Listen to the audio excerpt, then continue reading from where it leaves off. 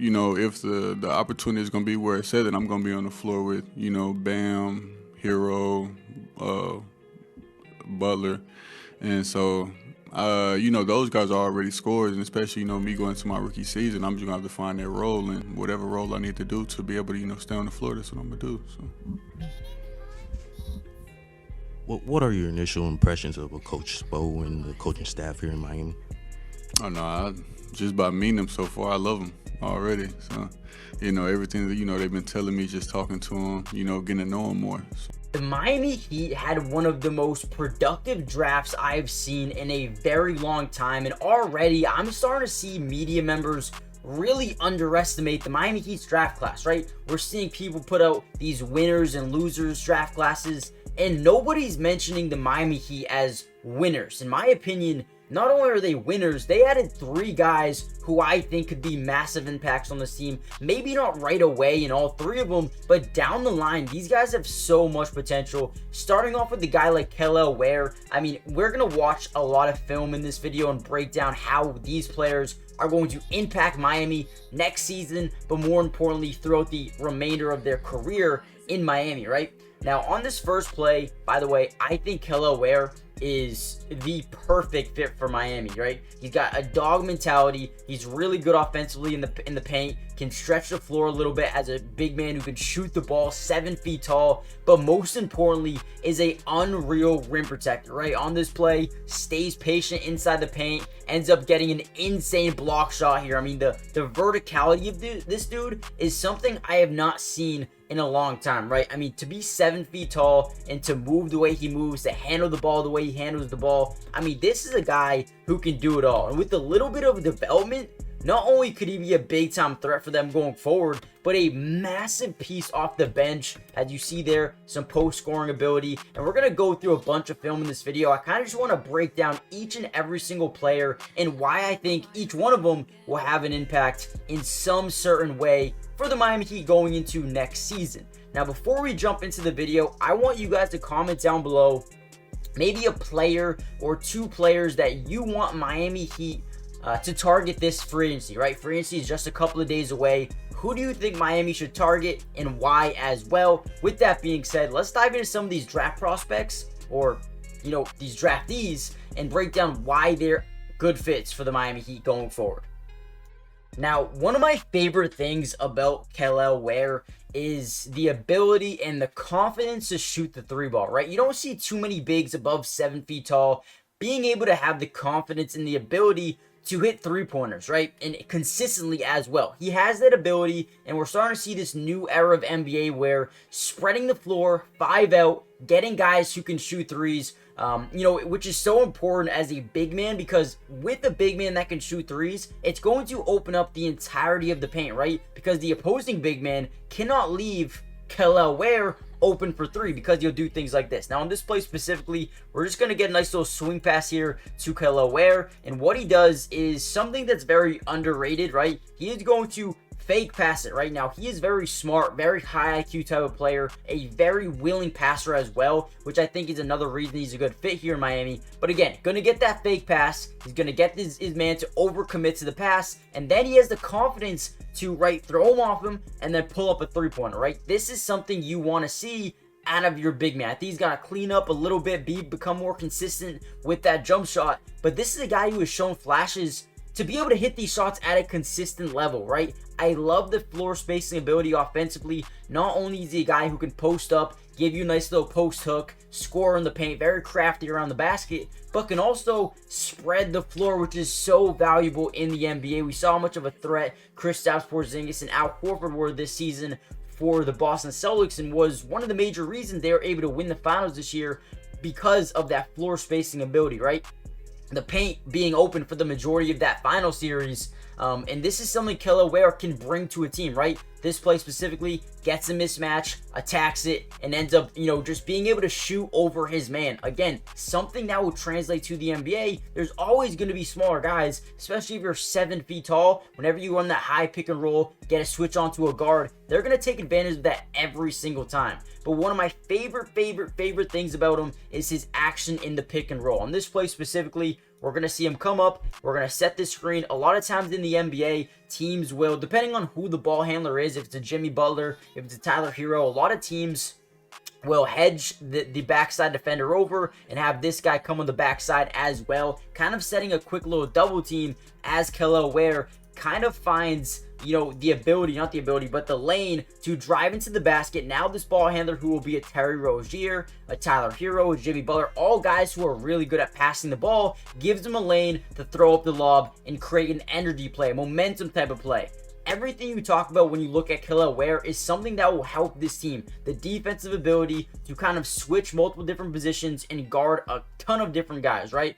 But also the floor spacing, the ability to score inside the paint, the pick and roll ability, the defensive ability to, you know, get big time block shots. He's got really long arms, so the wingspan's there to play the passing lanes. Kel'el Ware was such a good pickup for Miami, but that was not the only guy who's really good, right? Now we're going to talk a little bit about Pelle Larsson, right? Pelle Larsson is another guy. Let's watch a little bit of his film as well. Okay, so before we really break down Pelle Larsson and what he adds to the team, by the way, I think this one is a really underrated one, by the way.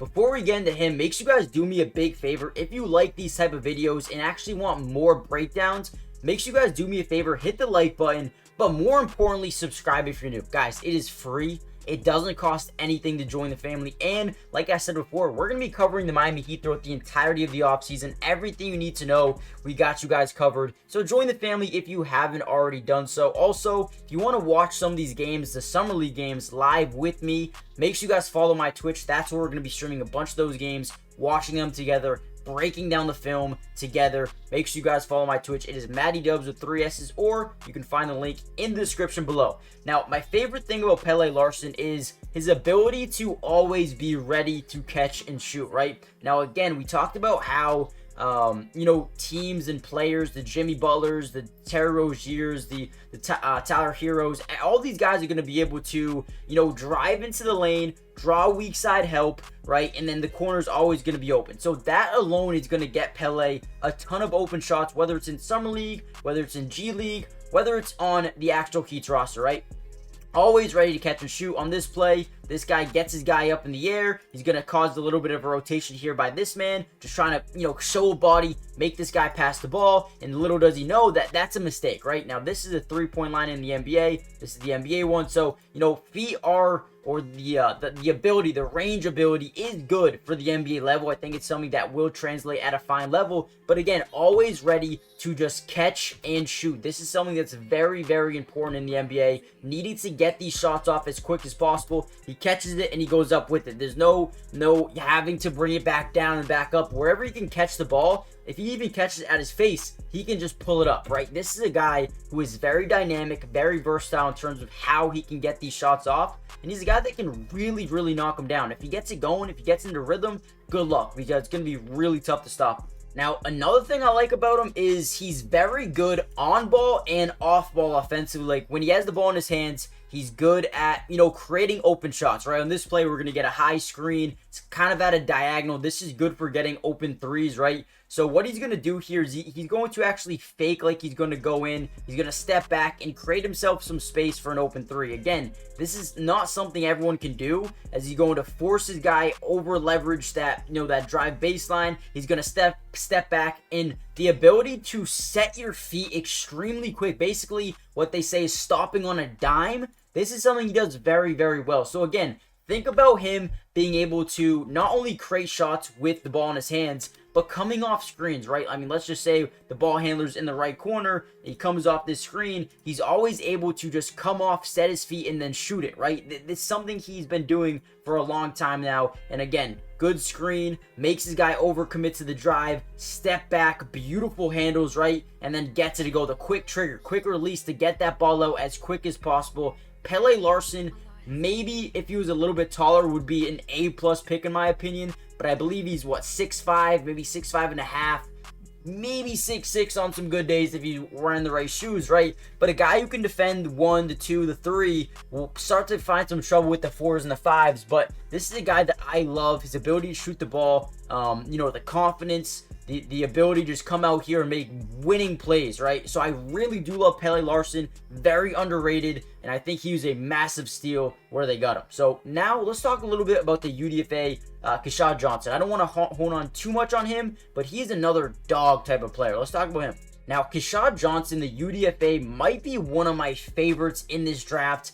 I don't know how he wasn't drafted. This is a guy who is 6'6", 6'7", a guy who can do a bunch of different things for you in terms of switching defensively on a 1s, 2s, 3s, and sometimes even 4s, but also has explosive athleticism. On this play specifically, we're going to see him, camping out here in the dunker spot. Saw this a lot out of a guy like Drew Holiday for the Boston Celtics in pretty much the entirety of the finals and the playoff run, right? But what we're going to see here is a little bit of a drive by this guy. He's going to cause rotation by this man, and he's going to end up getting a nasty little standing dunk, which is a momentum changer, right? Beautiful pass here by the guard. Again, Jimmy Butler, Terry Rozier, these guys are really good passers when it comes to finding open guys underneath the basket. Keshad Johnson is one of those guys who will be able to get big time steals, big time, buckets to change the energy of a game, right? Now, another thing I like about him is his defensive intensity. He's got a certain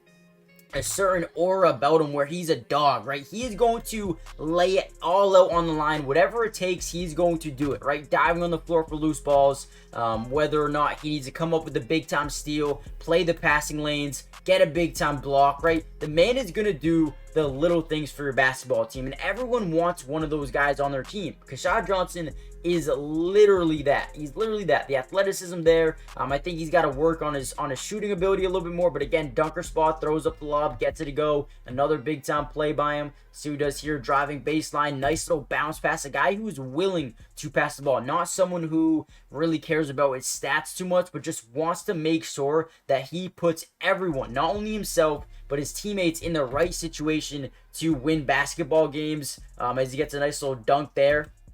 This guy's a high flyer, right? High flyer is going to be able to make big time plays at big time moments. A lot of these highlights here are just him getting some big time dunks. And here we go. Here steps into a wide open 3. You see a lot of defenses here versus him. Kind of give him the space, all the space in the world to shoot these 3s. I want to see him become a little bit more confident in this aspect of his game, because it's not like he's a terrible shooter. The guy can hit him.